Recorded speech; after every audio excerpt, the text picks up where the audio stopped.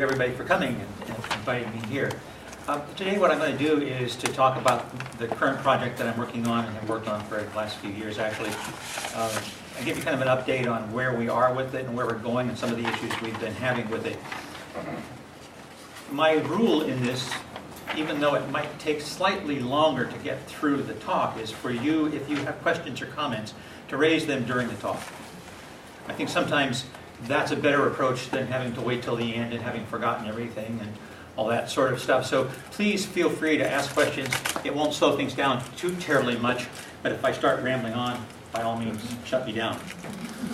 You'll see a bunch of headlines here from papers in recent years, really about the last 3 or 4 years, from all places in North America. And you certainly realize that the problem of homelessness is a large problem. A problem that never really goes away. It's a problem that we have good documentation now has been with us since the origin of cities. At least we have some graffiti in dynastic Egypt that indicates that kind of thing. So you really cannot push homelessness away, but you can make it less visible, which is what a lot of people have done. You certainly here in Philadelphia have had issues of late. Mayor Nutter, is it I recall, tried to put a stop to feeding on the streets. It's not dissimilar from the kind of thing that's been going on in Indianapolis, in Dallas, and a whole number of other places, trying to make homeless people more and more invisible. So let's go on with some of these things and talk about this project. Here's some key ideas from the project that you think that you should try to understand. The first key idea is this, that archaeology should be able to do more, and there have been several demonstrations that it can. We have the work of Richard Gould and others trying to organize help of archaeologists for the World Trade Center and some training, some identification of remains and so forth. Certainly most of you are familiar with the Garbage Archaeology Project. I still am ticked off that they changed the name to Garbology instead of leaving it Garbage Archaeology, which sort of pushes archaeology into the background on it. But then you're also familiar, of course, with Jerry Sabloff's book, one of yours, Archaeology Matters. And even though that book is not particularly about a single project, it's about a lot of different kinds of things that archaeologists have talked about over the years in terms of making archaeology more relevant. The tools archaeology provides can and should be used to both inform and influence public policy. The problem is that most of us don't know how to do this in archaeology. We are very insular people, and that doesn't help a whole lot when we're trying to make people understand that what we do as archaeologists really has a lot of power. Then finally, activism and effective collaboration sit at the heart of a socially relevant archaeology. So start with those ideas and then go on to some other things. To do the kind of thing that I do, you have to understand that there are two major changes in viewpoint that are necessary. The first is this, that archaeology is really about the present, not the past. We don't do archaeology for the people of the past. You know, I'm sure that Dr. Purcell taught you all of that when you took his theory class or whatever, as others have as well. It's really for us, about us, and it's filtered through our present day kinds of needs and concerns. The second thing is that archaeology is about stuff, not about time. Even though that word archae means old, it means in the past, the question is just how old qualifies. And most of us don't really realize that we are creating archaeology and sites all the time. We tend to think of the more distant past as we go through time. There's been a lot of changes in archaeology in recent years. Certainly a lot of work on modernity and the kinds of things that have occurred after modernity. Harrison and Schofield's edited volume here, for example, and this is a written volume, they have an edited volume as well. Paul Mullins, my colleague at IUPUI, the president of the SHA, has been talking about contemporary archaeology and doing that a lot in his career. When it comes to talking about the past, this is a wonderful quote, I think, from Patel in Archaeology magazine on the Graffiti Archaeology Project, which is the image that you're seeing. How many of you have seen that article, by the way, in Archaeology and know about the Graffiti Archaeology Project? One or two of you do. That's good. The person that did the Graffiti Archaeology Project is not an archaeologist at all, but one of the things he noticed was that he was looking out his window every day across the street and he would see graffiti go up on the wall, and it seemed to be changing every day. So he started photographing it and documenting it Archaeology interviewed him about that, and he called it kind of an archaeology. He was very interested in how you document change from moment to moment. And Patel wrote this quote, and I think you can probably have all read it by now yourself, but one of the things you have to understand is that this world of stuff that we live in changes moment to moment, and almost instantly it's in the past. So past, past, past, past. How long ago before an archaeologist can study it? Moments. And essentially we talk about, in contemporary archaeology, doing an archaeology of 5-10 minutes ago. And that's the kind of archaeology the Homeless Project is involved with. So I want to give you an urban archaeology example of this. This is a set of pictures chosen for a particular reason, to start to disabuse you of some notions that you might have about homeless people. One, that they don't read, that they're not very educated. They do read and read a lot of different things. They live lives like a lot of the rest of us do. I put the pornography up there to show you that, yes, indeed, they have pornography. They have a Spanish New Testament. Some of them are Spanish language speakers. Down in the lower left is a dictionary, something you might not think of finding in a homeless campsite. And then in the middle is Dan Brown's Better novel. Not necessarily the Da Vinci Code novel that I have not been terribly fond of. It's a snapshot of the landscape of homelessness that most of us really aren't very acquainted with. But sometimes it's a portrait of surprising human adaptability. This set of images is about a number of things. One of them is a small campsite. I'll show you that one again and talk more about it later on. But then I show some images of shoes. You might not think of shoes as being important, but we find them all the time in homeless campsites. And one of the things you will notice is that several pairs of them have no shoelaces. That became a kind of puzzle for us that we tried to figure out, and I'll talk about that a bit later on in terms of what we found out about shoelaceless shoes. So what does homelessness look like? There's a confusion of definitions, and I think that a lot of us have so many stereotypes about homelessness that are utterly pervasive in American society especially. They are more than just someone without a home, but they could actually be something else. They could be, as a homeless man in Vancouver told me when I was giving a talk to a group of about 100 homeless people, their sheer terror, if you want to ever have it, talking to homeless people about their own lives. About 5 minutes into the talk, he said, "I want to stop you right now." Yeah? He said, "We're not homeless, all of us.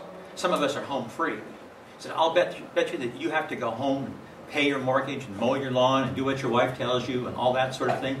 All I've got to do is find a place to sleep that's safe and comfortable and some food, and I'm happy."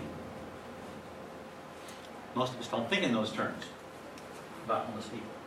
We also sometimes think that they are vulnerable, they're cognitively impaired, they're lazy, they're dirty, they're uneducated, they're thieves, they have no money, they have few possessions, and they're frankly not all that pleasant to be around.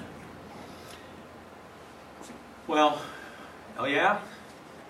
One of the things you find out fairly quickly when you start dealing with homeless people, that yes, some of them are that way, but one of the things that's true is that not all of them by any means are that way, and sometimes they're actually really pleasant to be around.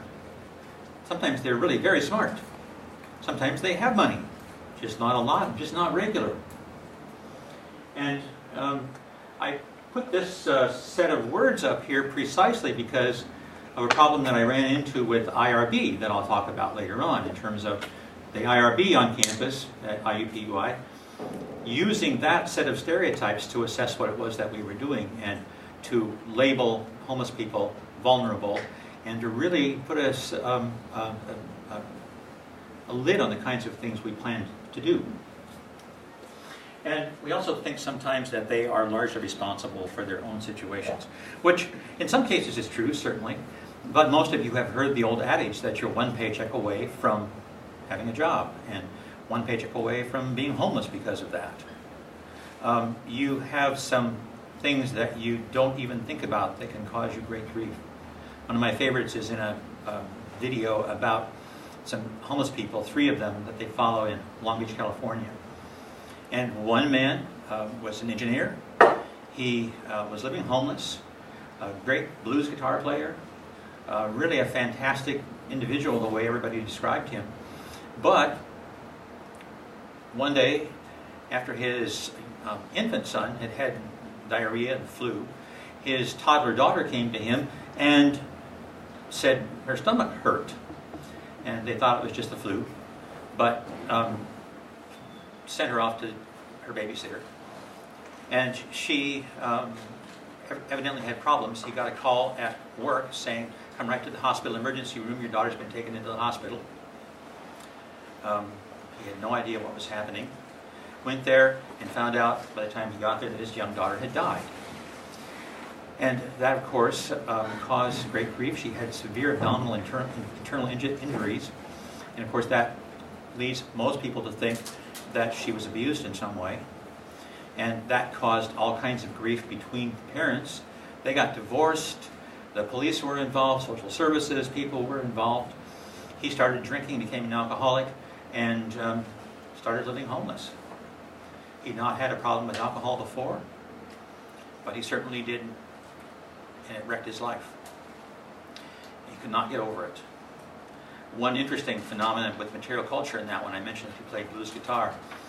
Every payday, he would go to the local pawn shop and get the guitar that he'd put in hock back, and he would then play until he ran out of money again and take it in, pawn it.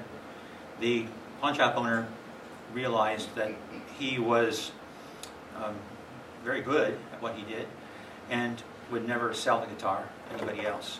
Just kept it for him for years, literally going back and forth and back and forth. An economic arrangement that goes along with some of these issues of homelessness. So you're not necessarily a person that's responsible for everything that happens to you in your life, and most of you know that already.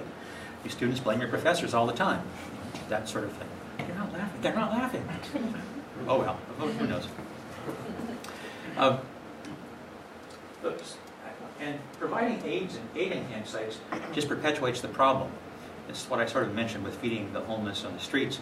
And it does cause problems on occasion. Certainly in Indianapolis right now, the homeless campsites are having an infestation of rats because of being overfed by very generous, wonderful people.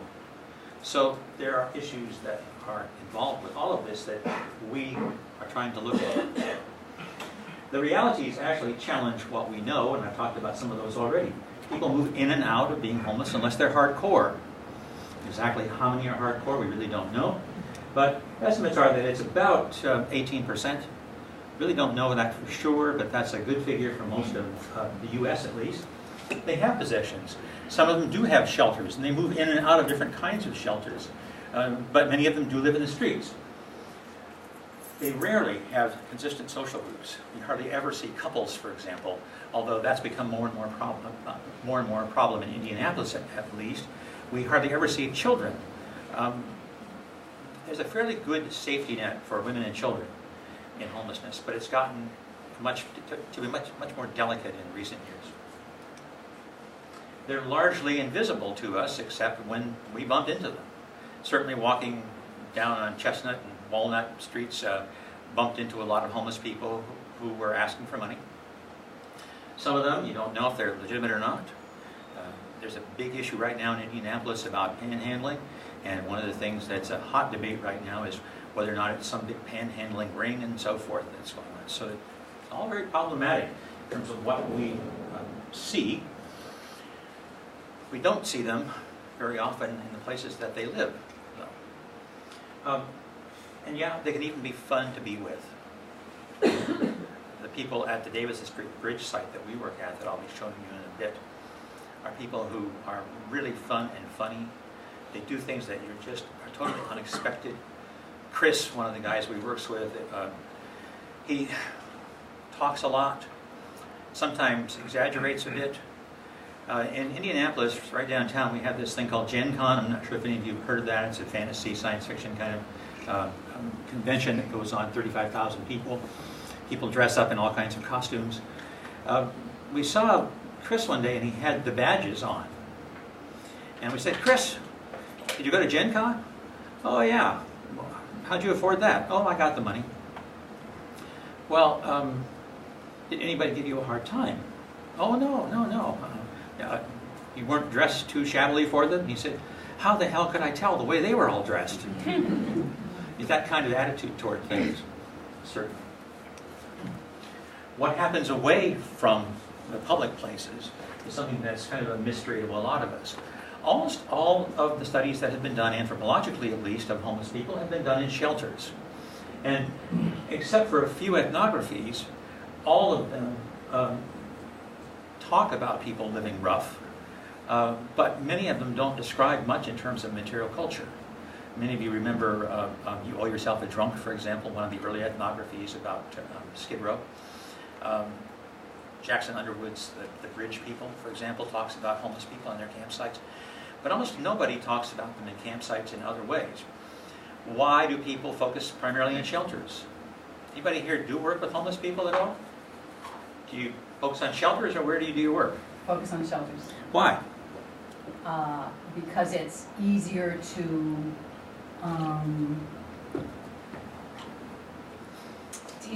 meet people's physical needs that way, and it's a way that we get them to connect with social services. So we are a transition. We consider ourselves to be transition to housing rather than working with this chronic hardcore. But the chronic hardcore participates at certain times of the year. This is something that I think is much more an issue here in the Northeast than it would be in some of the places out west that you've referred to. In terms of academic study, one other good reason is that it's safer. Going out in the field is not so safe all the time. In fact, we have very strict protocols for any of our students that go out in the field. And it's something that if you're going to try a project like this ever, I certainly recommend that you borrow our protocols, which we borrowed from Trent Velato then at the University of Arizona, which you did her dissertation. Very strict protocols on how you deal with people. But what it boils down to is that almost everything we think about people in campsites is anecdotal. There are a few outreach teams from various shelters and the like that go out and talk to people, but even they come back with things that are pretty superficial, as it turns out, in terms of what they know or think they know about people's lives in shelters. And I would say that even about our project to a degree. What archaeology can do is to provide systematic data about what people's lives are like in campsites based on the material culture. Its emphasis is on stuff again. And I'll tell you how I got into that in a moment.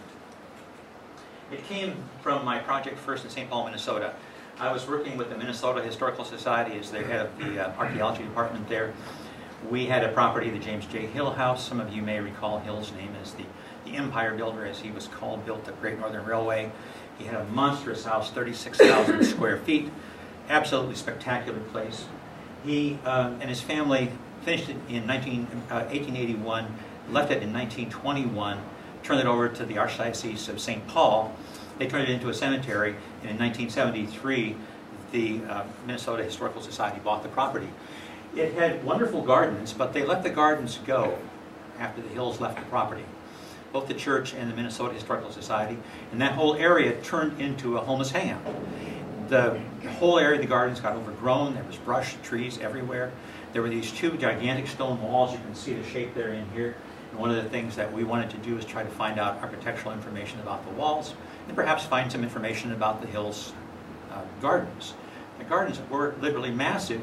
They had 3 greenhouses. They had a gardener's house. They had a coal gasification plant on that property and the like. Very, very rich people, and they showed it. But the land was let go, and homeless people moved in. It's about 5 blocks from downtown St. Paul on Summit Avenue. This is the gardens as they were restored. Part of the problem was that they wanted to restore these gardens, put them back into condition, and they wanted us to do some work ahead of time. So we helped them find out how to restore the walls, and then they replaced these 2 massive garden walls. At one spot, one of these is about 15 feet high. You can give you an idea of how these things are. It's on a really sloped area. Well, I want to point this out to show this to you right now. This little dark spot here is the mushroom cave that they had on that property, which became later on a place for homeless people to hang out. When we went out in the mornings, we started running into homeless people right away, the very first day we were out there.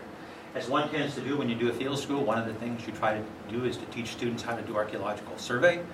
So we said, fine, go out, we gridded out the surface of the ground and had people collect everything on the surface. And all they brought back was junk. And they kept saying to us, but there's this old sleeping bag here, there's this old mattress. You don't want that, do you? And we finally had to say, no, we don't. Just to be sure that they didn't bring all that there. We were just doing it mostly for an exercise. We found all this trash. We had no idea what it was. And then we started seeing things like this, which started looking a little more patterned than the other stuff was. And one day I was listening to public radio as we were digging, and there was an interview with a woman in San Francisco and her 12-year-old daughter. They'd been homeless, they were in a shelter, and the reporter asked them how things were going. The woman said, oh, they're going okay, they're going to give me some job training, we'll probably get our own place, not too long. And then they asked the daughter what she felt about it, and she said, well, it's okay, but I miss all my stuff. And it was like a light bulb went off over my head and said, yeah, homeless people have stuff. And we just don't think about that very often. And sometimes they have a lot of stuff. And if you look around carefully, sometimes you'll see somebody pushing a shopping cart with a lot of that stuff. But it just wasn't making any sense. As an archaeologist, to me, it was just trash at that point in time. But we started seeing things like these. The mushroom cave was occupied almost every day. It was collapsing. You can see there's got a couple of courses of brick on the surface. It's about 2 meters high at the highest point in the arc there. But it had all been filled in with the fallen brick and the like. And it was, as we did excavations in it, almost entirely filled with homeless people's debris, the kinds of stuff that was out there. But almost every morning there was still somebody out here camping. They would often run away when we came onto the property. They did other things because they were kind of irritated at us being there, like befoul our excavation units on occasion, with some things you don't like to consider. But they also did other things, like turned this fallen tree into a shelter, and they used these poles, put a tarp over it. You can see clothing, you can see boxes of material here that they used. On occasion, we would find our Do Not Trespass Minnesota Historical Society signs pulled out of the ground and used to support tarps and the like. That was exciting. But we began to understand that there was real patterning going on here. In fact, in areas like this, you start to see middens accumulate nearby, and out of the front of that mushroom cave, there was definitely a sort of midden that you can see right here that was almost like a rock shelter. And if you look straight down in the excavation, you can see the material here. In this case, it's about 1.5 meters. You can see all the material sticking out of the wall.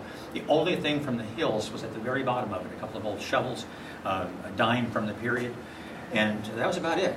The rest of it was all homeless material, and we saw all sorts of things like this that you would see on a lot of homeless sites. And it covered a broad period of time. Some of you recognize Colt 45 malt liquor. It must have been a favorite out there. Right now in Indianapolis, it's Cobra. Here it's must be, what is it, a Heineken bottle? I'm not sure. It looks kind of like that. Drug paraphernalia, pipes, smoking, coins, buttons, even marbles. Most of the stuff we found was homeless, and we started looking at that and beginning to analyze it. But then, of course, as life happens, I moved. And moved out of the place to Minneapolis, and as you recognize, Indianapolis is a very urban area, and our campus is heavily involved in urban activities, and I thought, well, what an ideal place to do my homeless project. And went ahead with the homeless research after about a year of sort of getting used to the place and understanding it. Ran into one of my students, Jessica Welch, who told me that she had been homeless in Santa Monica for about 20 months. She said she didn't live in campsites, they squatted in houses. She lived with a bunch of meth heads and did all kinds of things she said were pretty awful. But she said she knew a lot of homeless people who lived in the streets and wanted to be involved. And said, well, sure, yeah, do it for your senior project. We have a senior project in anthropology on our campus.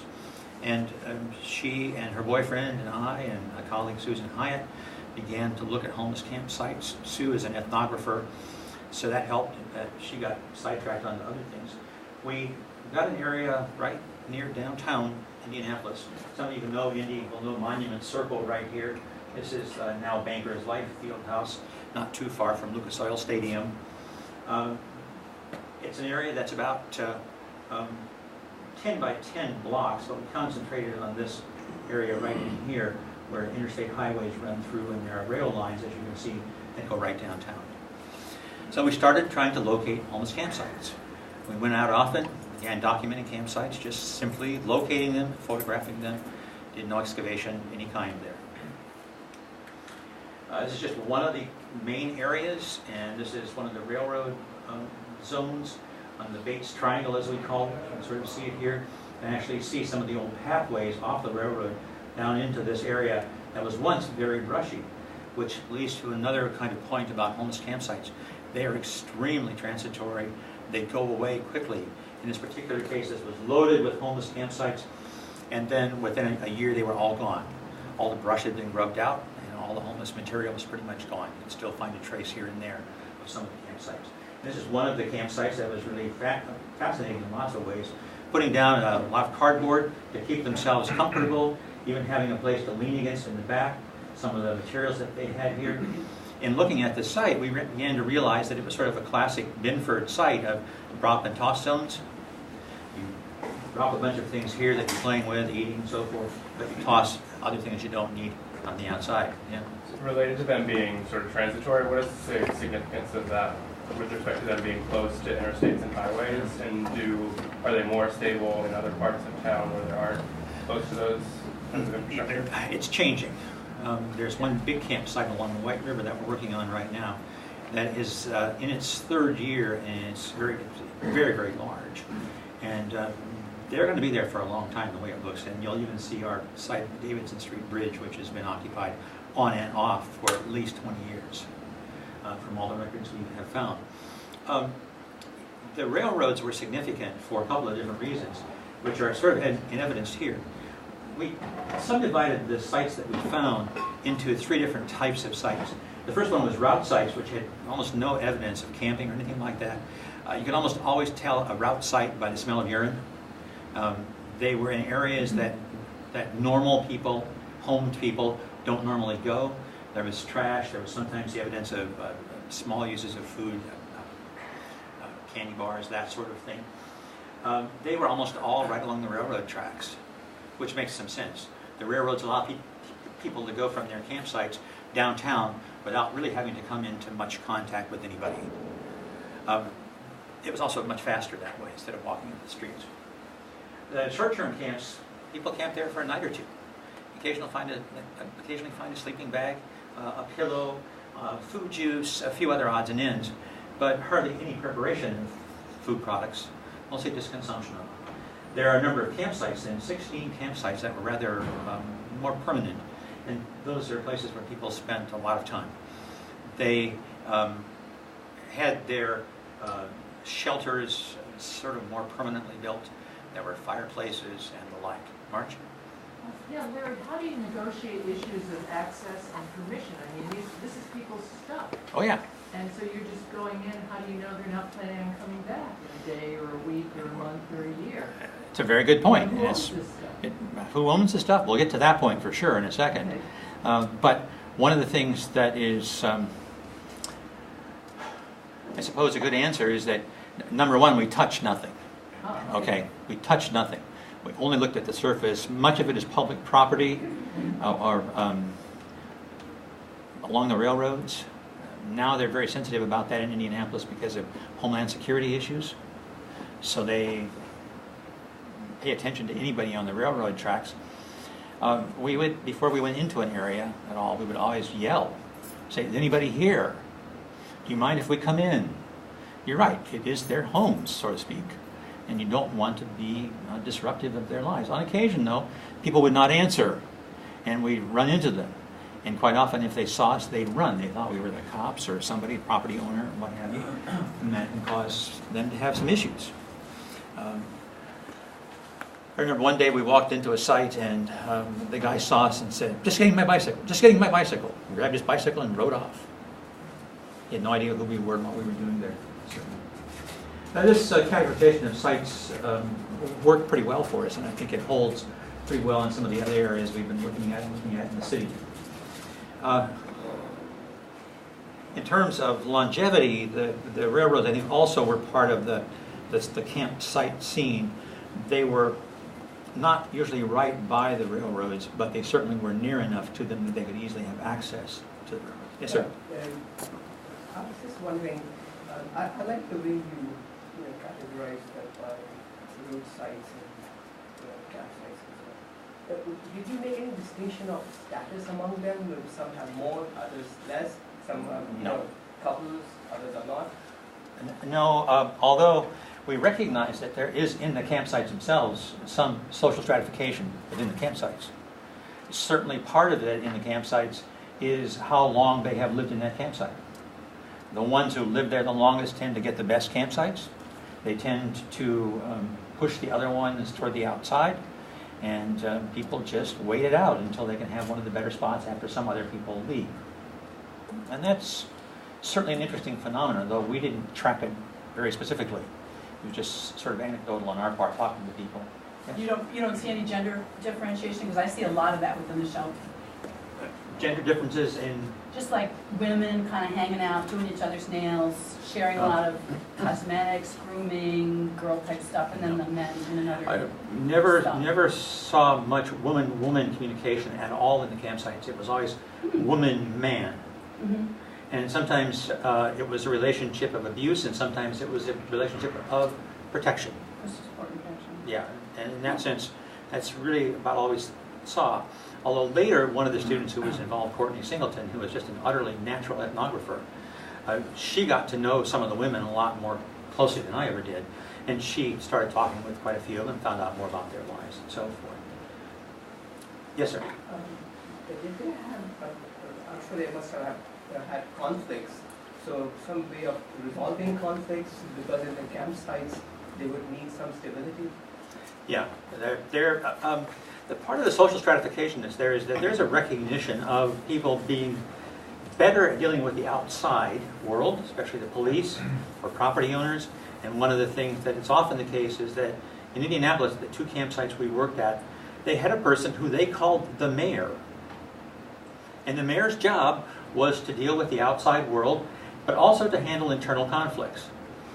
One campsite that was right across the interstate highways from the Davidson Street Bridge site that we worked at, which was the main one that you're going to see here, that site was known for heavy drug abuse. And when the cops cleared that site out, a lot of people wanted to come over to the Davidson Street Bridge site, and they forcibly kept them out. They did not want them there because they knew they would bring fights to the place, they would bring the police to the place, and the like. So, does that answer your question, more or less? Okay. There were lots of different kinds of shelters here. That some of the constructed shelters, a lot of them are temporary, like these. This one is one of the larger campsites actually at the time. Now it's completely gone. All the brush has been grubbed out. But you can see here some tents, more permanent kind of structure. You can see here a 5-gallon bucket. And the 5-gallon buckets were lined with plastic bags and used as latrines, for example. And very clever. And somebody here, I'm sure, must have had some military experience in terms of setting up a bivouac and so forth. Things like this, very common. Some cardboard pulled over some tree branches. Sometimes in not too pleasant a place, we saw quite often where people had laid down in poison ivy. Not a good thing. Sort of wonder what happened to them. Other spots like these truck trailers pulled together, almost permanently parked, people living under them.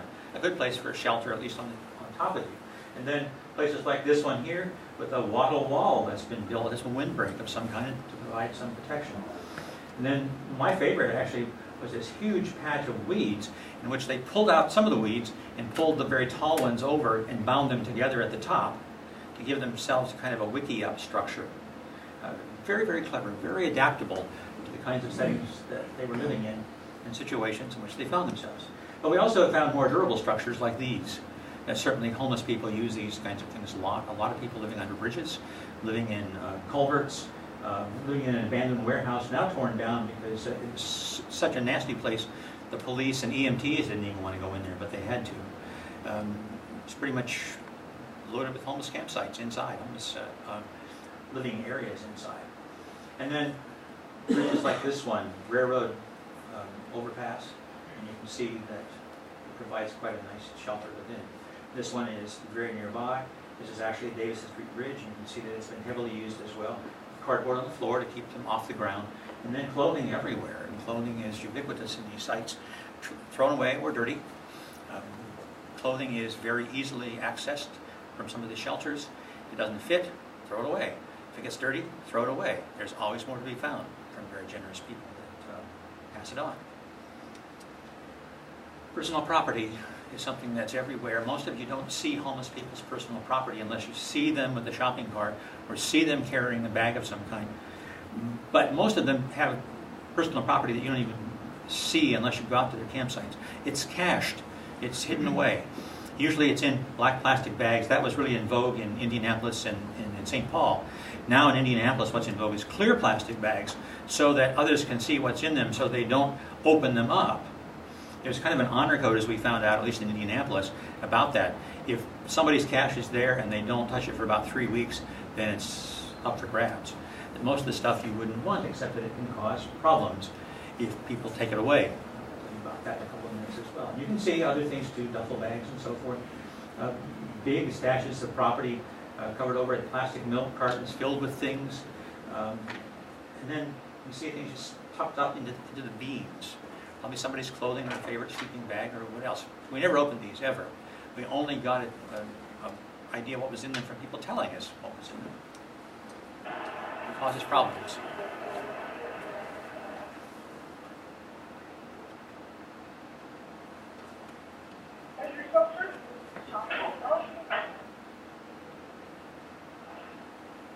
Sure you want to throw that shopping cart full of stuff away? Sorry? Sure you want to throw that shopping cart full of stuff away? I can't hear you. You sure you want to throw that shopping cart full of stuff away? Well, it depends. I'm asking. No, it's a collection of all their cans and stuff. Where are they? I don't You know. want us to find them? Maybe give 15 minutes, you know. Maybe they're in the washer.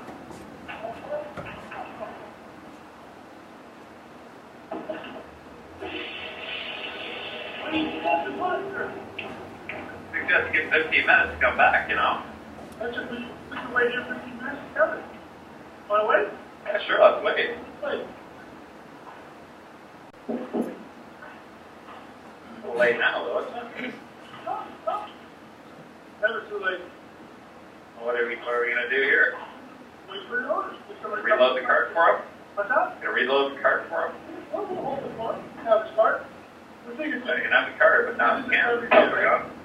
we wait 15 minutes for every Saw a guy right up there. Watch him throughout. today, right? That's why we go up and down and help the owners. Because it's bad, they're sitting outside your property, because Right. there's nobody there, and they want to be doing it. Right. That's Throw away blankets and stuff. Bags. one day. Doesn't seem right to me, the knapsack. Oh, we're open to suggestions there. What would you like to do? I think you should put it in that bin that you've got around the corner on Carroll Street. What about that? What's it? The bin on Carroll Street, Carroll and Hastings. Yeah, you guys do. That's where you put all the vendor stuff. Oh, that's the bylaw. Well, you can use that for storage for this stuff. You're asking for suggestions. I thought that was a pretty good one. You take this stuff, put it in the evidence, What do I tag put it in the property room. What do I tag it for? You just tag it. I can get your name. I can tag it for your name. Yeah, sure, take it for my name. Are you going to come together? No, but if someone's looking for it, I'll put a sign out. Yeah, well, at least it would give a person a chance to pick it up, right? Help me out there. Believe me. Oh, it's not helping me. It's the for. I'm not sure you do, because you wouldn't be throwing away the person's only possession. Well, maybe they're in the water. Maybe they're getting breakfast. They're homeless, clearly. I mean, they. Make this building in front of a business sign every day. Right. They clean regularly. So we leave them alone when they're not. The theater project has asked you to throw away people's stuff that's in front of their business. Is that what you're telling me? They get phone calls, they ask them to belong. Okay. And we do it in their. This is up front of my business. Let's store it out back. Let's store it out back. Well, who's going to pick it out from out back? Whoever's stuff it is. There's nothing litter in there? No, I put it out back to my business first, my property. Well, let's talk to these folks and see if they'll put it out back next time. Roll for suggestion. I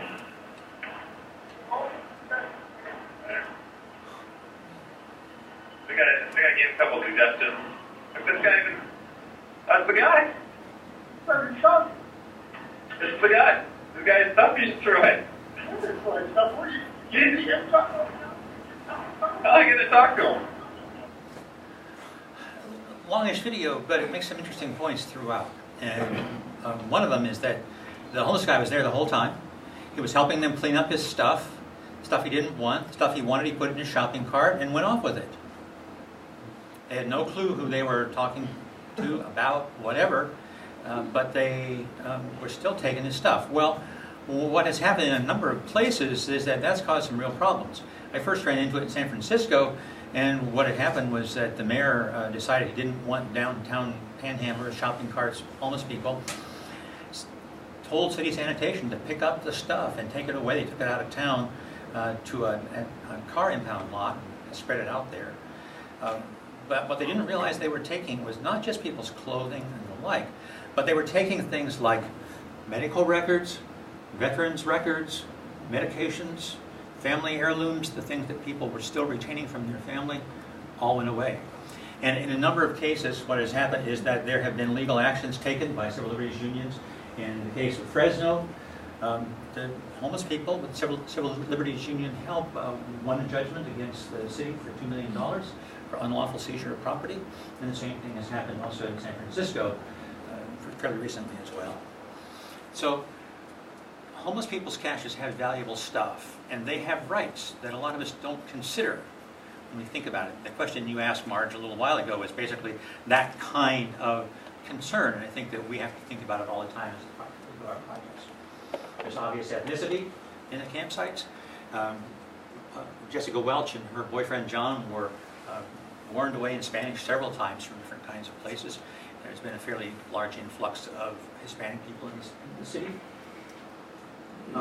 Sometimes gender seems visible in campsites. I say seems because you never really know until you see the person, but there's a woman's deodorant, a woman's cigarette brand, a romance novel, a very small pair of gloves, but it doesn't mean anything necessarily, but possibly, who knows. You just don't see many women in the campsites except very recently. They have makeshift hearths all over the place, like the one at the Davidson Street Bridge. They actually pulled up the bricks from the floor of the street in this old area of the city, and you'll see foodstuffs here, Folgers coffee can and so forth. And also see these cans that were heated in this fire. And what do those look like to you? What kind of cans are those? They aren't caviar. Pet food. And not for pets. They're cat food. I open cans like that for my cat way too often. But people eat this stuff because it's actually fairly pure, it's fairly nutritional, and it's really cheap. All these were heated in the fire, cooked. There's interesting resource utilization throughout. Now, I mentioned that homeless people do have money, just not a lot and just not regular. They can buy things, depending on where they get their money, from panhandling, from canning, and picking up aluminum cans and so forth, turning them in for recycling. But as people would go out in the mornings, they would pick up coffee at a local fast food restaurant, and so they'd just walk up to the drive-up window, get a cup of coffee before they went downtown, and at night they would come back, get coffee before they went to their campsites, and they would leave the coffee cups all over the place, from both Hardee's, the fast food restaurant here, within 2 blocks of where our main campsite area was, and Speedway, which is a local convenience store that's also in the area, get their coffee. It's a very amazing fast food restaurant here because we went to it and they were very, very good to the homeless people in that area. They respected them, treated them well, did not throw them out unless they were causing a real problem. And the homeless people respected that as well. There was a fairly new guy in one of the campsites, and he'd gone over to Hardee's to get something to eat, he said. Came back later on in a panic. And he said, "We got to get over there quick. There's a guy taking a bath. He's butt naked in the bathroom of Hardee's. We got to stop him because they'll throw us all out." And that sort of thing was a common practice there. But that store was really good, whereas others in this neighborhood were really pushing heavily, as you'll see in a moment, to get rid of people. There's a mission very close by where they get clothing, and that's where the clothing comes from that we've tracked, certainly. It's just on the corner of one of our main survey blocks. We also found all kinds of things that we didn't understand for a while. All kinds of toiletries. Well, that's not so hard to understand. Toothpaste gets used, deodorant gets used, but these bottles are the kind of bottles of shampoo and conditioner that you get in the hotels, and some of them had hotel brands on them. So we didn't understand that. They were all full, too, by the way. They got thrown away full. Now, intuitively, you might understand why. Why would they throw away shampoo and conditioner bottles? You need a lot of water, right? Well, what was happening, as we discovered, was that local churches were telling their parishioners, when you go to a hotel, grab all the stuff, and we'll collect it, and when we get enough, we'll take it out and distribute it to homeless people, without a single thought as to what they were really distributing. It's not an uncommon problem in terms of a whole number of other things, such as foodstuffs. I mentioned unprocessed vegetables. People are generous, they really are, but they don't think about things very often. We were out at the campsite one day at the Davidson Street Bridge when a couple drove up and they had big brown grocery bags full of vegetables. There may be 25 people in that camp at that time, and we found inside the bags parsnips that were this big. Now, you can't process those things.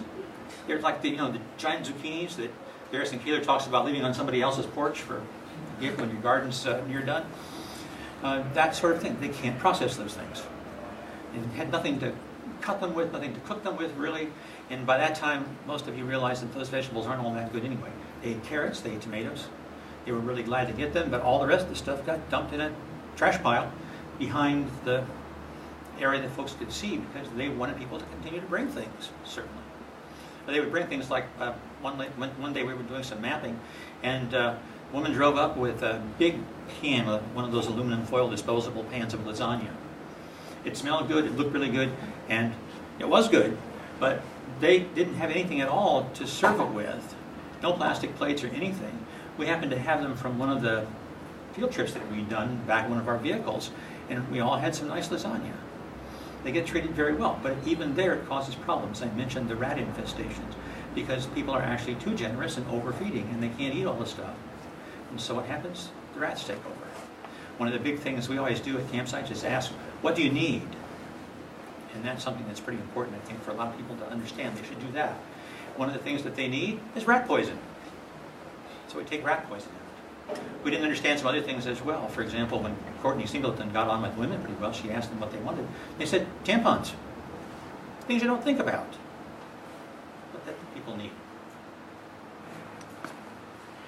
One night downtown Eastside Vancouver, I happened to be invited to the U of British Columbia and talk about this. And one of the grad students said, would you please talk about your homeless project at the Carnegie Center, which is a day center, day shelter, downtown Eastside Vancouver on Hastings Street, not too far from where that video took place a minute ago. And I had on-the-spot validation for so much of this. 100 homeless guys, like I said. It was terrifying at the beginning, but just sort of let everything hang out and not worry about it too much. They were a great audience. So you say something, and they go, oh yeah, that's true. Or one guy, we were talking about caches, and he had a cart. You can see the top of the cart next to him, one of those smaller grocery type carts, two-wheeler, and mentioned caches, and he goes, what do you got there? And he told us what he had in that. All kinds of interesting things there.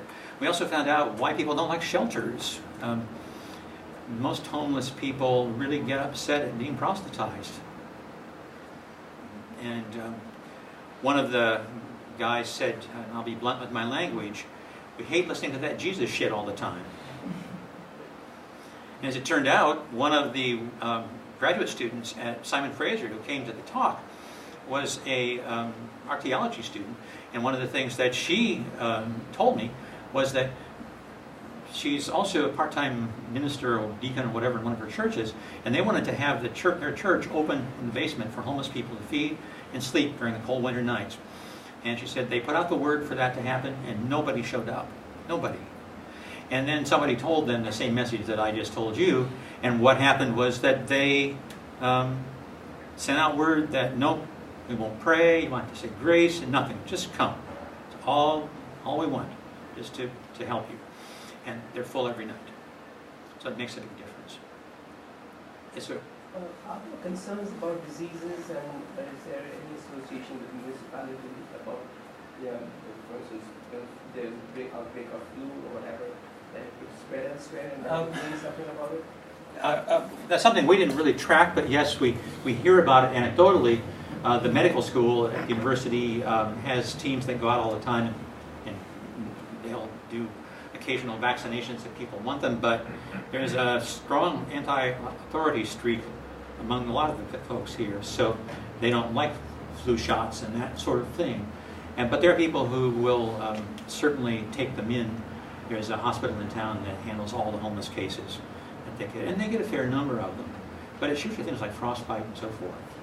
Not so much disease that you would think of in terms of spreading disease. So some conclusions. I'm not done after this, though, so don't rush away right away. This is from Trina Vallada's dissertation. I mentioned her from the Homeless Research Protocol from Tucson. She did a study in Tucson for her dissertation on the use of space by homeless people in campsites, and that was wonderful. Paid almost no attention to material culture, just looking at space. And she says these kinds of things. Homeless people constantly strategize to find, make safe, private, functional, comfortable, and supportive places for themselves in a landscape designed to exclude them. And certainly you can see some of the things here. For example, this is a woman, this is actually in Moscow, but she has pets. And a lot of homeless people have pets. It's surprising the number of them that are out there. This is Jessica Welch, I mentioned earlier, and we found this site one day, and the site is a mattress. It's got sheets on it, and it's got a nice bedspread. In front of it right here, a rug. Got some other blankets hanging up here, a cardboard baffle to keep sound and lights away from the interstate highway. And right across from it, in the tree, was a nice stuffed cat that they could see from lying in the bed. It wouldn't last long, certainly, but they were able to find the materials and set up a place that was comfortable for them, and I'm sure they felt safe there for at least a short time. Spatial adaptation is imperative of street life, and homeless people have developed a community of practice in which spatial knowledge is commonly shared. And that's one of the things that does happen. People know about other homeless people. They know about other campsites. They share all kinds of information. The graffiti system that was used by hobos in the Depression is still out there, but it's a different kind of graffiti. We have not tracked a whole lot of it or really spent time with it. Some linguistics people might like to look at that sometime, who knows. But it's certainly an issue that's there. A lot of information gets shared. And homeless people develop their own ways to make a place for themselves in the urban landscape, and in doing so they transform seemingly barren places into meaningful space. So what use is all this to communities? Well, I think a fair amount if we start to look at it carefully. It gives a realistic assessment of camp life away from shelters that just doesn't exist except anecdotally.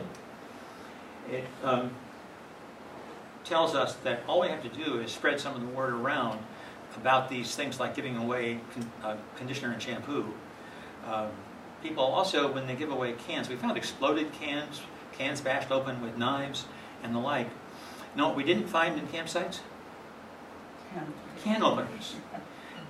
They love can openers, but they don't like to do that kind of thing with sort of makeshift opening of cans. And of course, with tabbed cans now becoming much more common, that also helped a great deal. So we can adjust these kinds of things. And we've started talking to a lot of the different kinds of groups in Indianapolis that go out and minister essentially to the homeless people and try to get them to understand some things. Did you have a question? Yes, I do. Fascinating talk, thank you. I wanted to raise a question about something that seems to be an antinomy to me, which is the relationship between everything that you've discussed, which is about the making of homes, the pets, spaces, stuff. I mean, everything is about the transitional nature and the movement, and the extent to which we're willing to recognize the legitimacy of these spaces as home spaces that are produced, engaged, lived, set aside, and new places formulated. Yet, in terms of the nomenclature, you're unwilling to let go of homeless people as your organizing category, and it may in fact be an endemic category. People might use it themselves. Yet I wonder if there isn't space here for a different intervention that because fundamentally what we're talking about is the legitimacy of public spaces claimed as home spaces versus private spaces and around which laws, etc. So the example of the police and the garbage truck, there are these legal questions around whether or not this is a legitimate use of what might be private space, but what is probably public space, sort of the entrance.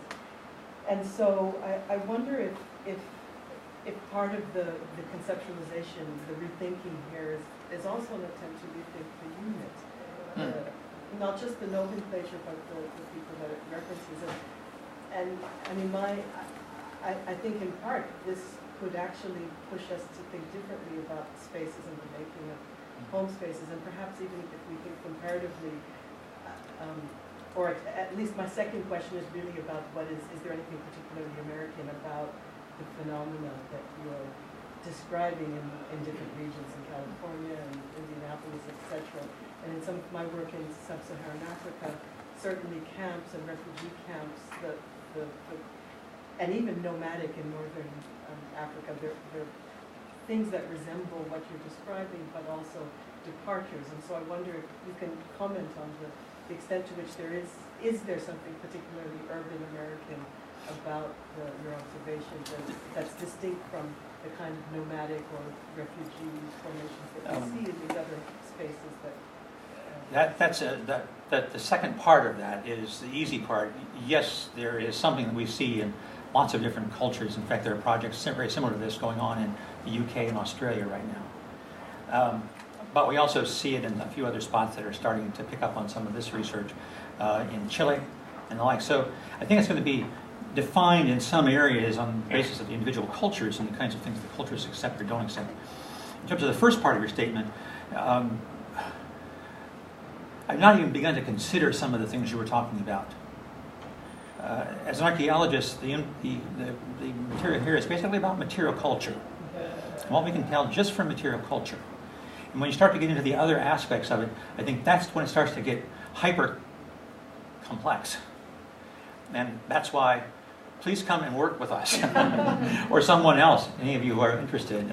Certainly, it really is a complicated matter, and we're starting to see all kinds of different things popping up. I'll tell you some problems about all that in a minute, too, with IRB. There's also ways that society can sort of change views in terms of planning. Just really simple things. People complain about sanitation issues. Buy some porta potties and put them by the campsites. Put a dumpster there. Both can be emptied rather regularly and can provide sanitation that is really important. We have at the Davidson Street Bridge a concrete wall that provides some individual protection that all the people in the camp call the poop wall. That they can all go over there, take a dump, and they don't have to be seen by anybody else, and it's kind of out of the way so it doesn't smell and all that sort of thing.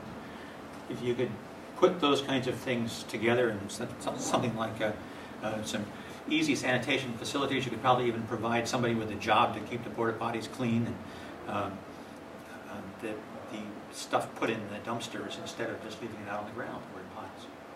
Simple things. Yes? I'm wondering what you could learn from material culture, from specifically the archaeology aspects of this, that you might not be able to learn through ethnography. Well, I'm sure you can learn a lot of it through ethnography, but the thing that we found out about ethnographers is that ethnographers don't pay much attention anymore to material culture, especially on the homeless projects. We have some ethnographies of homeless people in campsites, but they just don't talk about it. Like Jackson Underwood's book on the bridge people in Los Angeles. He talks about a campsite, and it's the first time I ever read an ethnographer who talked about a campsite in terms of what was there, the mattresses, the fireplace, and the like. Go to other places, they don't tend to do that. So it's just something people haven't paid attention to. Definitely, this project is not strictly archaeological and shouldn't be. I would not advocate that for a split second.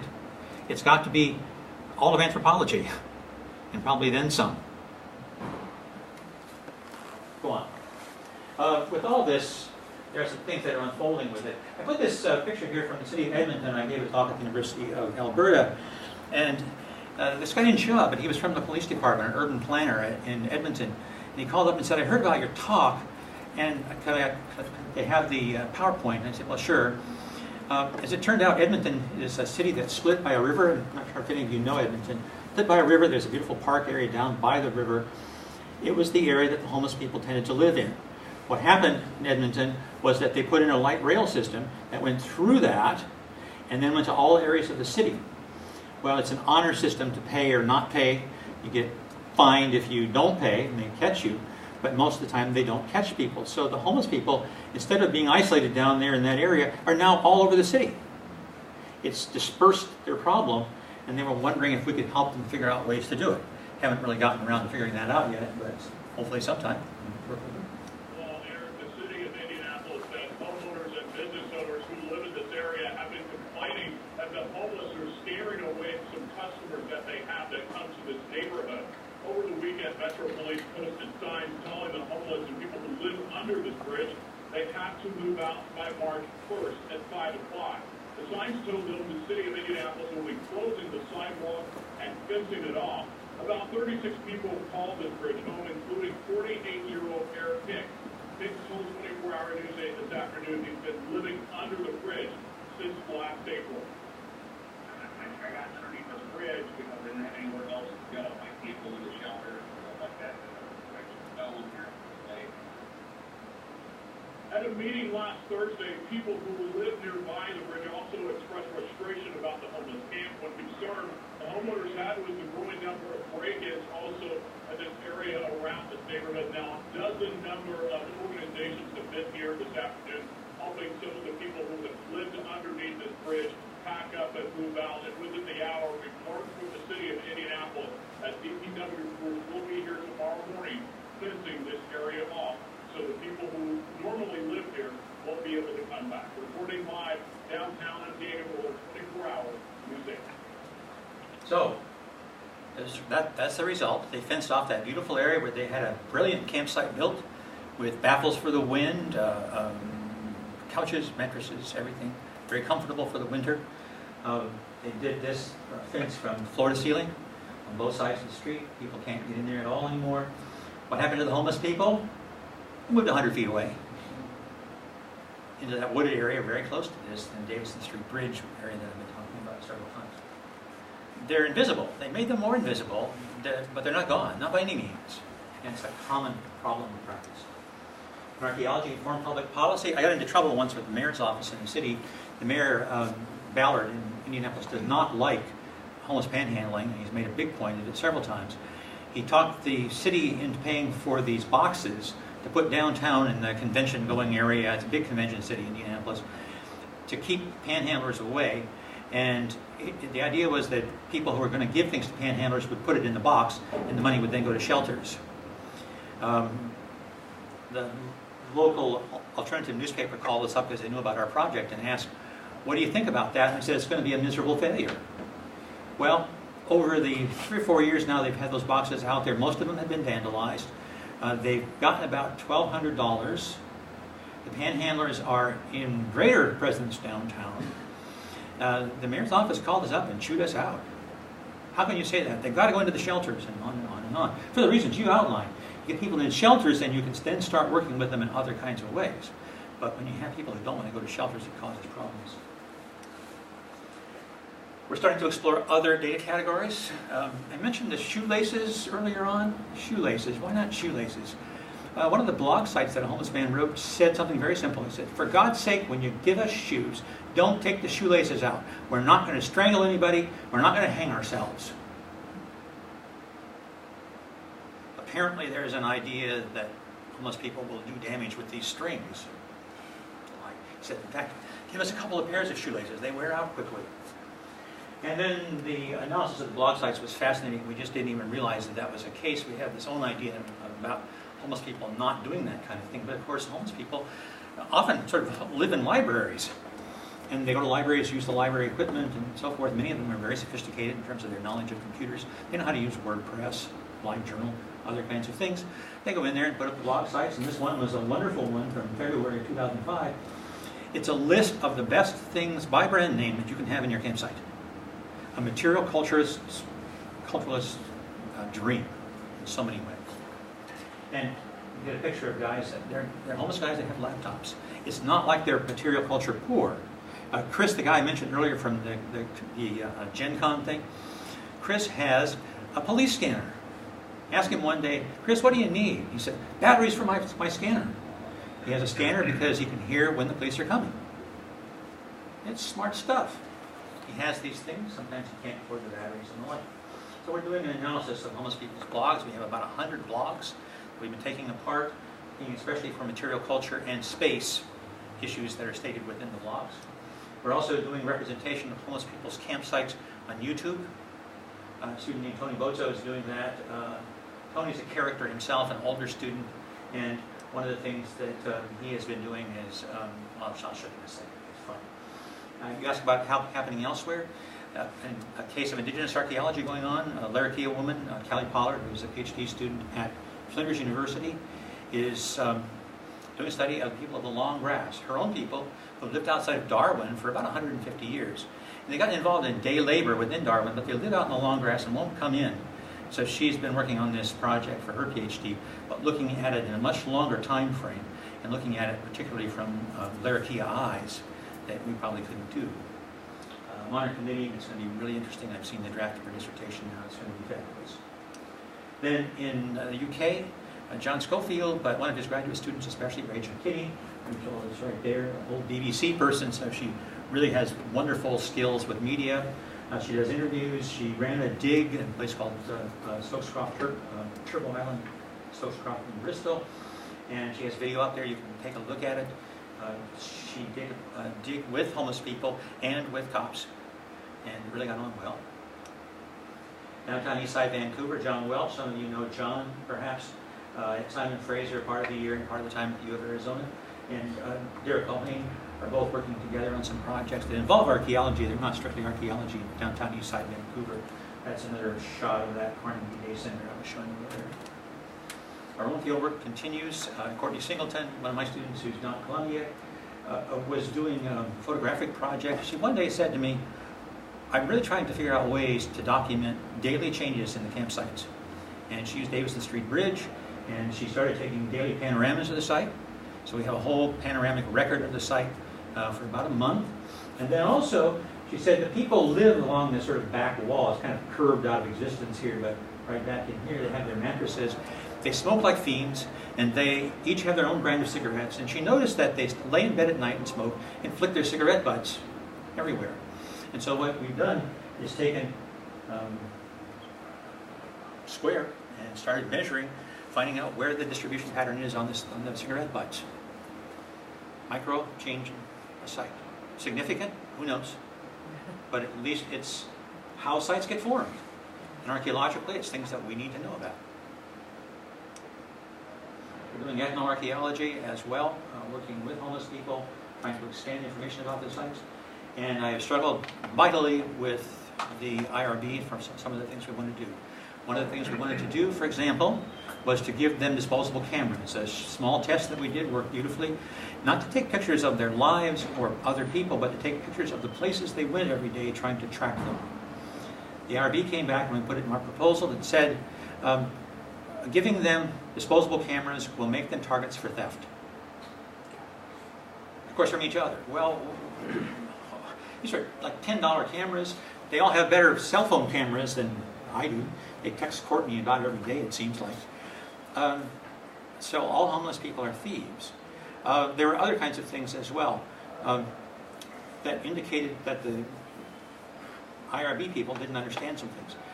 On informed consent documents, how will you assess cognitive impairment of homeless people in order to understand whether they understand the informed consent documents? Well, that indicated that they thought most homeless people were cognitively impaired. Some are, there's no question about it. But how do you deal with that? Well, you deal with that in a number of different ways. But the first thing I did was send the IRB some documents of some studies done in both New York City and Sydney, Australia, which came to opposite conclusions. In New York City, the study said that we did a control group with homeless people. The homeless people are about at the same level of cognitive impairment as the control group of people. And from that, we can say that 90% of the people in New York City are cognitively impaired. Of course, we all know that anyway, but Then in Sydney, Australia, the opposite happened. Almost no one is cognitively impaired. So what do you do? How do you handle that? I said basically, if you want me to figure this out, I'll tell you one thing, I'm not going to approach somebody who acts strange. Because you can tell when somebody's having issues of some kind. Is that enough? And the list goes on and on and on, and it goes back to that list of words that I showed you earlier about what people think of homeless people and their lives. Getting information to the general public is important to us. There was an article in Archaeology magazine, some of you know that magazine, about the project. It raised a lot of questions in a lot of different places. It's a well-subscribed, well-read magazine in different parts of the world. Liz Kreider-Reed, my colleague in Anthropology and Museum Studies, put together a project in which we had our students look at the question whether homeless people have heritage. And this became a rather interesting kind of question for us to look at as a way to organize a class about issues of cultural heritage. But the students who are half museum studies, half anthropology students, put together an exhibit in the public library. It was there for about 2 months. Downtown Public Library in Indianapolis, big library, huge library. They put together a forum as well.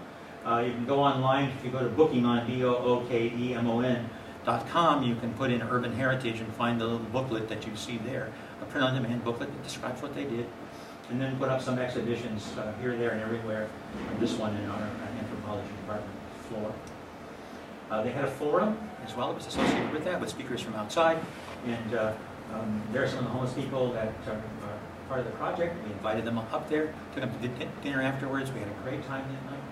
And the forum was attended by about 150 people, some homeless, some caregivers in town, some local political types were there. Really an interesting crowd and important to us. Students arranged for the Nouveau, the alternative newspaper, to have a slideshow. And it's still online. You can take a look at it if you're interested. And a Facebook page that's got about 150 people that look at it pretty regularly now and post on it. Tony Bozo, who I mentioned, who was doing the YouTube representation, decided that he was going to try a different kind of homelessness and lived in his van for a year on campus, which was full of interesting stories every day. He blogged about it for the Nouveau in terms of the different kinds of issues that he had, both in terms of dealing with police and other students and the like, but also with the material culture issues. Heather Malloy got involved in working with the homeless situation right before the Super Bowl. There was an effort by the mayor, again, to try to run the panhandlers out of downtown. And then I'll give Roger Goodell, the NFL commissioner, some credit because he heard about it and sent a note to the mayor saying, don't mess with the homeless people. We tried that in Miami and Dallas, and it didn't work. And it just gets people angry. They're not going to cause you any trouble, and they didn't. They didn't. Had to put together a forum with the ACLU and the local radio station, public radio station. Rachel Kitty in New York and Bristol is doing a lot of work working directly with homeless people on sites. You're going to love this one with the IRB. She did some great work with homeless people, and one of the things that she found out was that homeless people really liked to dig on their sites. My experience in Vancouver talking to those guys, they were so attentive, such a good audience, and I think the reason was somebody approached them as knowing something. I think the same thing is true with Rachel and her work. They got enthused about the archaeology and doing it with her. Great article in the paper. When we were going to try this, put it in our project, you do the risk and benefits thing on an IRB document. We said the risks are that somebody might cut themselves or whatever. The benefits are that they might learn some things about their life, they might learn about archaeology, and they might gain some self-esteem. And I sent one of the articles from Rachel's project along with them, and I got a thing back saying they don't think learning about archaeology is worth getting cut. I love IRB. It's a whole chapter in my book. But anyway, go online, look at Rachel Kitty's work in Bristol and New York. It's fabulous, and she's got videos and all kinds of good stuff going on. She's just about done with her dissertation as well. Professional interest has been substantial, a couple of articles that we did. I put this quote on the bottom here to brag a little bit, but I think it's more important for a different reason than that. That the project has been a milestone in archaeology.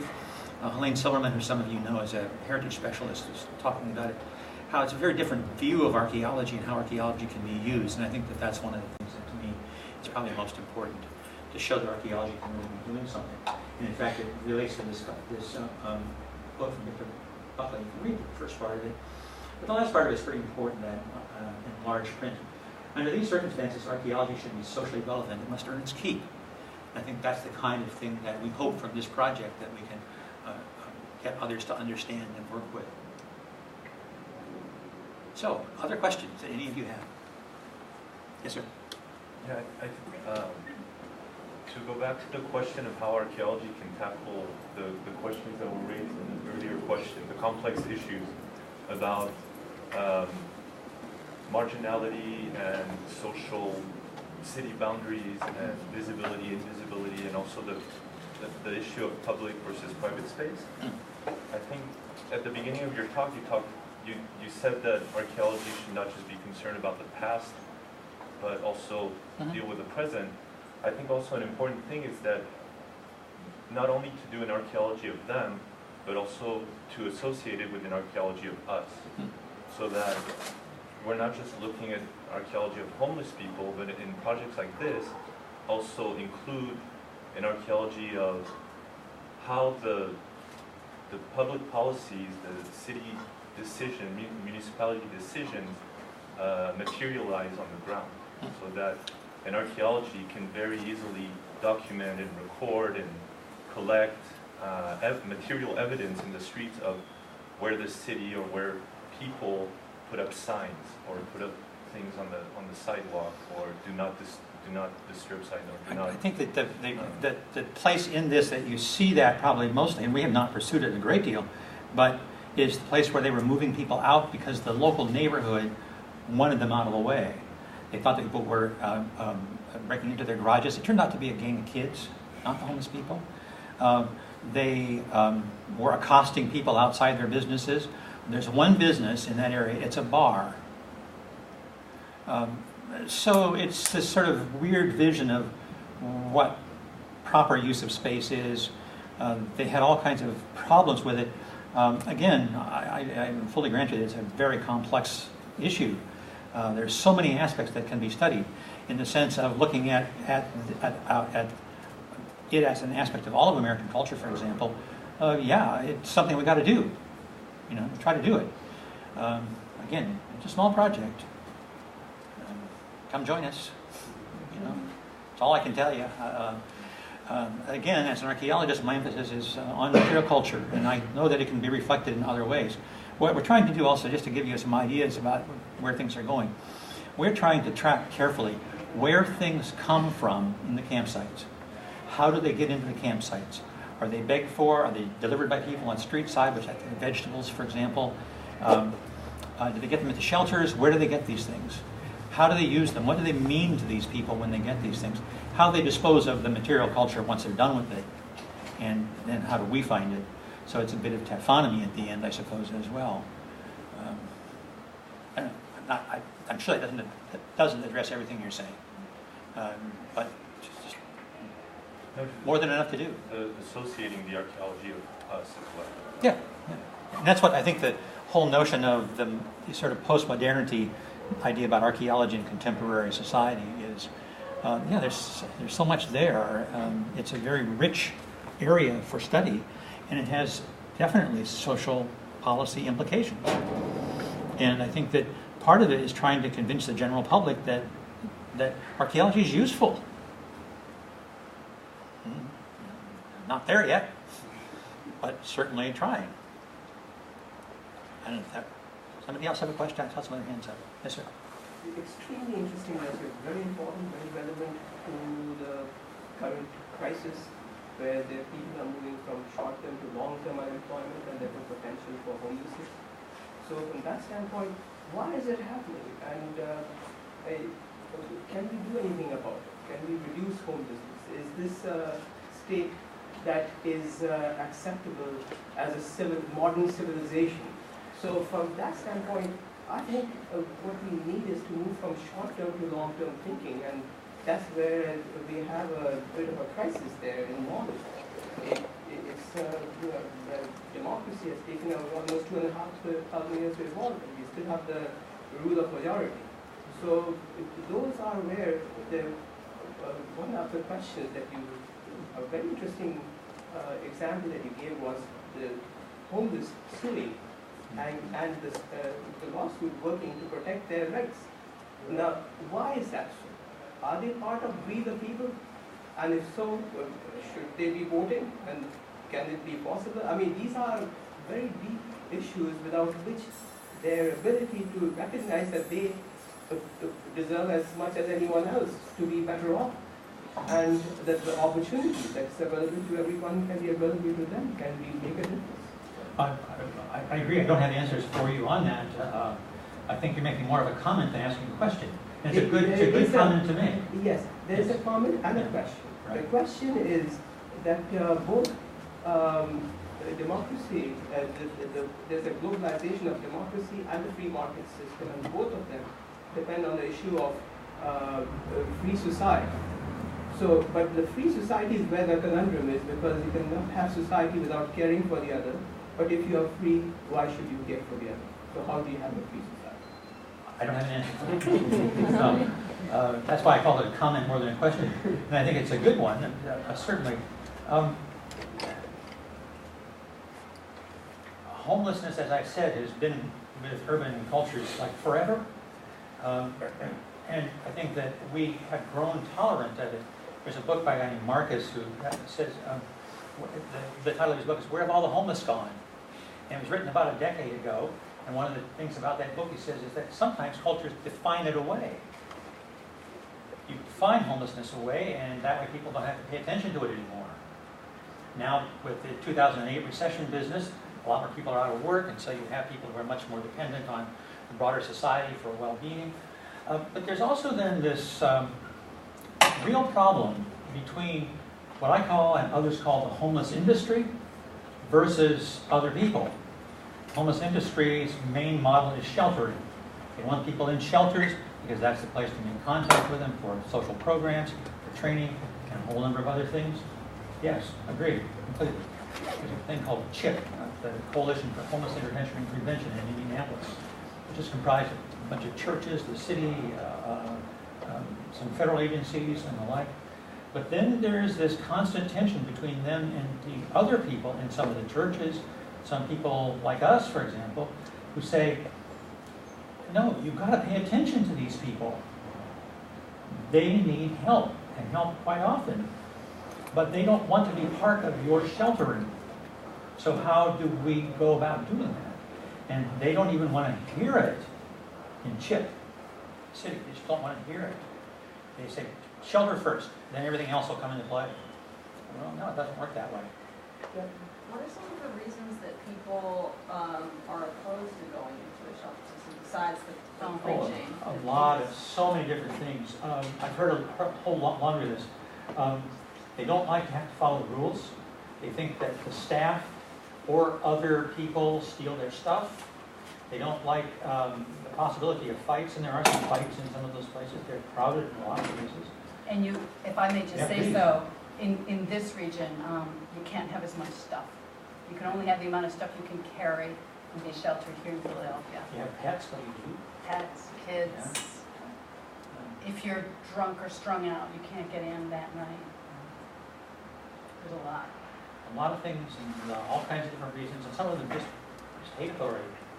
Actually, all you have to do is go to a shelter for 5 minutes. Yeah. It's much nicer than a homeless encampment. In a shelter, you can choose your neighbors. Yeah, but Philippe, all you have to do is find one frozen body behind 69th Street where you just kind of think, no. Yeah, no. I mean, obviously, you need shelters for cold weather, but it's clear. I mean, being in a shelter is an absolutely total nightmare. It is. Full of violence, and everything gets stolen from you. There are some cities that are doing some pretty good job. I think it's St. Petersburg, where they've actually built a big camp of small single-person homes, basically. And they have a set of rules that people go by that they aren't too strict about, but they have to behave, and that kind of thing. Yeah, you have miracle shelters that are like being housed in an apartment complex. Right. But that only touches a tiny percent of their But overall. it's part of a bigger story about class in the U.S. too. I mean, we have communities only 30 miles out where you have to have an acre of land before you can get a permit to buy a house, because they don't want anyone living in a teeny-weeny house or on a small piece of land coming in. And then they don't want apartment houses next to those houses. They don't want subsidize, no Section 8. It's like, we don't want that kind of thing here. Indianapolis, they're building a new men's shelter north of downtown in one of the areas that's gentrified. And the people there have said, not in my backyard, kind of issue. Marsh, tell me.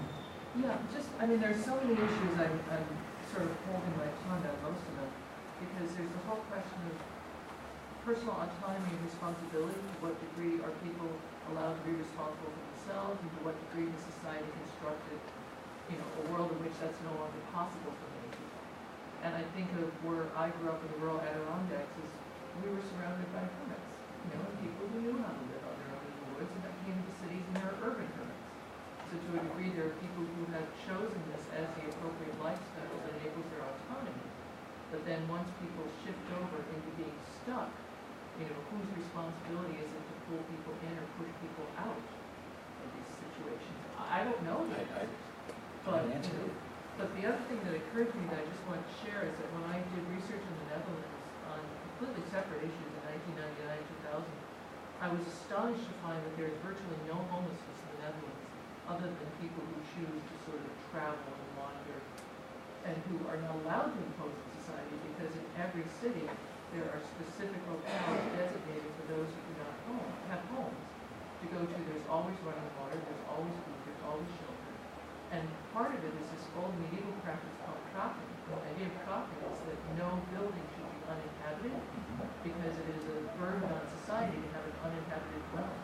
And so anyone who can prop or literally break open the door and move into a place and improve it can live there, and the landowner can't throw them out. I actually reviewed a piece for one of the cultural heritage journals about exactly that in the Netherlands. Yeah. It was an old fort that had been unoccupied. Squatters moved in and started improving it and everything else, and they couldn't be gotten rid of. And that's the catch, is that you have to improve it and make it habitable. So what we have going on with many of the places you're looking at here is that there's no sense of improvement, they're just kind of getting by. Well, the one camp I didn't really talk about very much was the White River camp, which I said was huge, and it is. Those people have turned that place into a magnificent area. They have a big communal kitchen. They have some outbuildings. Many of them have pets. They have, it's a very steep bank going down, so they built steps into it to go down. They have people patrol the edges of it at night. A bunch of other things. So is that improvement? I don't know. The city doesn't think so, but it's on Eli Lilly Pharmaceutical Company property, and they're perfectly in favor of letting people live there. I guess I had a question about how, if you mentioned that there's for the mattress and the stuffed cat and stuff, there's an attachment there to the space. I guess I wanted to know if there was more information you can give about how, if there's material culture evidence of attachment to spaces, so decoration or how does what is it? Is there a kind of effective connection that they have to a space or to objects of heirloom probably, but spaces. Yeah, and that's one of the reasons we're looking at the blog sites and looking at references to space there, because people often describe where they camp, and they'll have real reasons for camping in a certain spot. Like from here you can see the beach.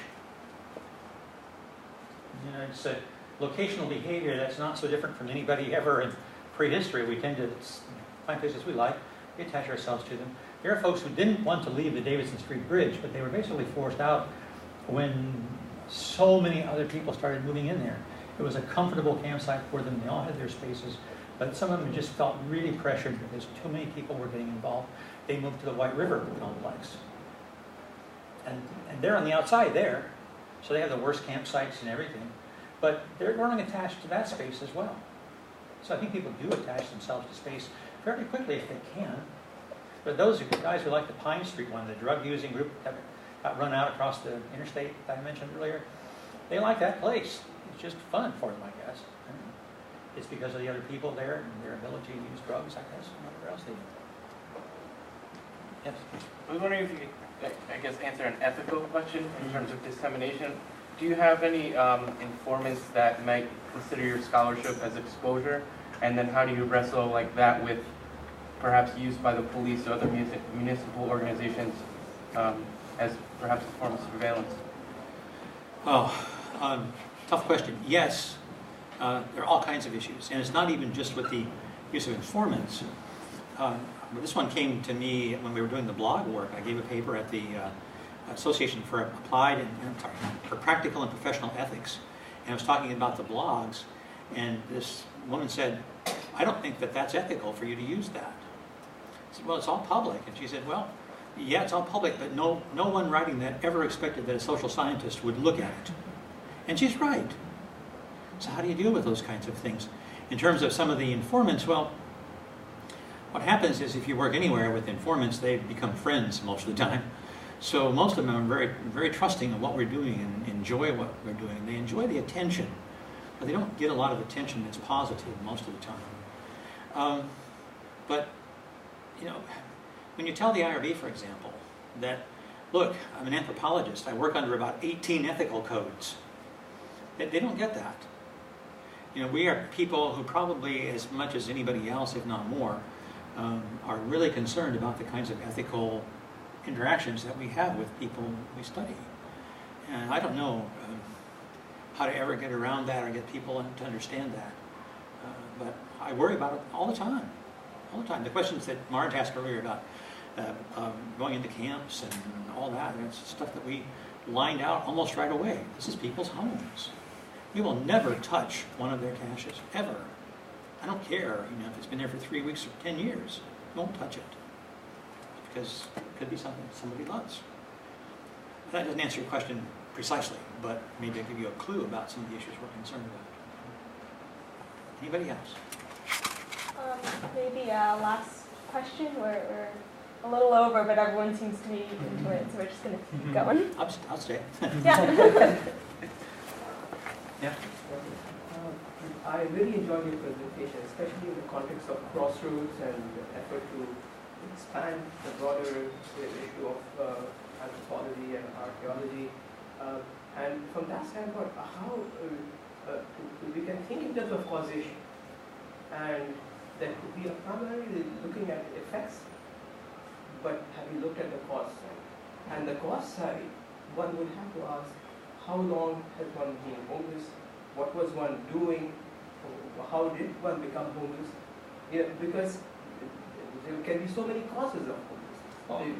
So that from that standpoint, finding out could potentially narrow the number of homeless if there is a public policy which can respond to the needs that created the homelessness in the first place.